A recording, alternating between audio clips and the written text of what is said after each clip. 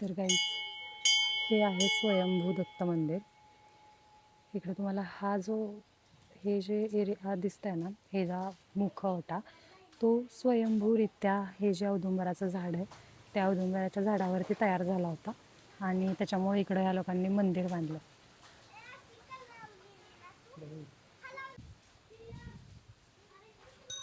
हे बघा,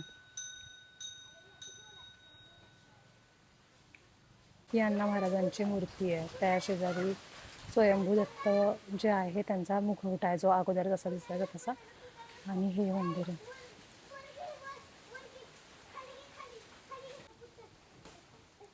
ह्या मंदिरासोबत ना माझ्या खूप साऱ्या आठवणी आहेत. म्हणजे मी जेव्हा छोटी होते, माझ्या घरापासून खूप जवळ आहे हे मंदिर. तर आम्ही ह्या मंदिराला चालत चालत यायचो घरापासून, सगळ्या मैत्रिणी क्लासमधल्या. आणि इकडे यायचो, हे तर पूजा करायचो. इकडं खूप मोठी लाईन लागलेली असते ह्या पूर्ण एरियामध्ये. आणि हा माझ्या मागं तुम्हाला जो दिसतोय एरिया, तिकडं आम्हाला जेवण असायचं. आणि इथं इथं हे जे मागं दिसतं इकडं खूप मोठा असं भजन कीर्तनचा कार्यक्रम असायचा. आणि गुरुवारी पण इकडं चांगल्या प्रकारे कार्यक्रम होतो. तर म्हणजे इथं आल्यावरती एक नॉस्टॅल्जिया असतो, जो लहानपणी आपल्याला लहानपणीच्या सगळ्या आठवणी जाग्या करून देतो. ती जागा आहे माझ्यासाठी ही. आणि गुरुदेव दत्तांवरती तर भक्ती पहिल्यापासून होतीच. म्हणजे त्यांच्याबद्दल एक स्पेशल नेहमीच वाटायचं मंदिरात. आणि माझ्या आसपासच्या एरियामध्ये हेच एक मंदिर आहे दत्तांचं. इकडे येणं खूप कमी होतं, पण आल्यावरती एकदम फ्रेश, एकदम छान वाटतं. हे बघा मंदिर आहे. हे हे तुळशी वृंदावन आहे इकडचं. हा जो पूर्ण एरिया आहे ना, इकडं असतं भजन कीर्तन. इकडे जेवणाचं बऱ्यापैकी हे असायचं.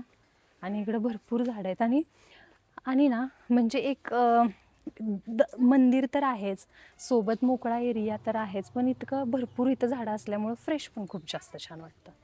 मंदिराच्या एक्झॅक्ट समोर आंब्याचं झाड दिसलंय मला. आणि बरेच आंबे लागलेत आमच्या एरियामध्ये ना. आता मी गावी आले तर गावाकडे मला खूप सारे आंब्याची झाडं दिसली आणि चांगला मोहर आला. म्हणजे भरपूर फळ दिसतं ह्या वर्षी. तिथं पण बघा, तिथं पण एक, तिकडं पण धनराज जिकडे बसला त्याच्यावरती पण हे पण आंब्याचं एक झाड आहे. तिथं पण भरपूर फळ दिसते. आणि अजून एक मंदिराच्या बॅक साईडला झाड आहेत, बहुतेक पेरूच्या बागात. हे बघा, मिक्स फ्रूट बागात. पेरीचं रोप आहे, नारळ आहेत, अंजीर आहे, आंबे आहेत. मध्ये खूप मोठं तुळशी वृंदावन आहे, पण ते सुकलंय. तुळशी वृंदावन आहे पण ते सुकलंय. आणि हे डाळिंबाचं झाड आहे. या तुम्हाला जवळून दाखवते. डाळिंबाचं झाड आपण जवळून बघूयात. लेला यार, थोडं मला कोण काय बोलणार नाही ना. तर हे बघा, हे आहे डाळिंबाचं झाड. आणि किती सुंदर सुंदर छोटे छोटे डाळिंब लागलेत. आणि हे इतक्या छोट्या डाळिंबाला पण कलर आला आहे बघ, किती सुंदर दिसतंय ना. म्हणजे मला वाटतं आतमध्ये हे काय असणार, असं वाटतं की आतमध्ये हे ना पांढरंच असणार आहे. कारण आम्ही लहानपणी असे उद्योग बरेच करायचो. आता चला, तर तुम्ही जर शहरातले असताल आणि तुम्ही डाळिंबाच्या सगळ्या पूर्ण पाहिले नसतील कशा असतात डाळिंब, तर हे आहे डाळिंबाचं फूल. असं सगळ्यात पहिल्यांदा डाळिंब दिसतं. त्याच्यानंतर ते फूल थोडंसं उमलतं आणि त्याच्यानंतर असं दिसतं. ही सेकंड फेज आहे डाळिंबाची. त्याच्यानंतर हे फूल अजून थोडंसं मोठं होतं आणि मग अशा अशा टाईपचं, जसं जास्वंदाचं फूल कसं असतं अशा टाईपचं फूल होतं. मग हे फूल अजून थोडंसं मोठं होतं आणि त्याला हे फळ लागतं, असं वालं फळ लागतं. मग हे फळ थोडंसं मोठं होतं अशा फळामध्ये. मग हे फळ अजून मोठं होतं अशा फळामध्ये. मग हे फळ अजून थोडंसं मोठं होतं ह्या अशा फळांसारखं, ह्या अशा फळांसारखं. आणि सगळ्यात फायनली मग आपल्याला जे खायला भेटतं ना, ते असतं खरं डाळिंब. हे मंदिर आहे आणि ही मंदिराची बॅक साईड आहे.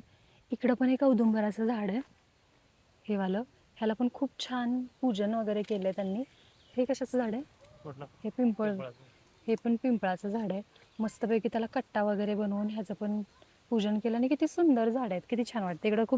खूपच प्रसन्न वातावरण आहे. दत्तगुरूंचं दर्शन घ्या. पेरूचं झाड पण आहे आणि बरेच मोठे पेरू लागलेत. पण पण पण मी हे पेरू तोडणार नाही, कारण छोटे छोटे आहेत आणि ह्या लोकांनी इतके कष्ट करून बिचारांनी वाढवले होते ना, तर असं पण तोडणं छान दिसत नाही. धनराज ना इथल्या छोट्या छोट्या पोरांबरोबर काहीतरी गप्पा मारतोय. चला आपण बघूयात नक्की काय गप्पा मारताय. अय्या. काय चाललंय ह्यांचं? लेवल करायचं चाललंय. होय, हो. लेवल करायचं चालली. ही काय टमाटे पण लावलेत. काय लावलेत तुम्ही? टोमॅटो होय. ट्रक कोणाचा आहे मोठा? सर का तुमचा गेम सांगा आम्हाला, काय करताय नक्की, काय करताय? हा तुझ्यावर नाही बोलत ते. तरी बाबा काय नाही. तरी बाबा बरं काही पोरगी. पोरं पकडते लहान पोरगी माझी. चालला पळून. जत्रा होती तिथनं काय आणलंय. काय कुठला आहे तू दादा? हा मला आत्ता प्रसाद भेटला. अशा प्रकारे मी आजचं दत्तगुरूंचं दर्शन घेऊन आलेली आहे. श्री गुरुदत्त. तुम्ही तुमच्या शेजारच्या कुठल्या मंदिरात जाता, असं कुठल्या जाता का? माझा भाऊ गुरुवारी दत्तगुरूंला जातो, शनिवारी ह्याला मारुतीला जातो.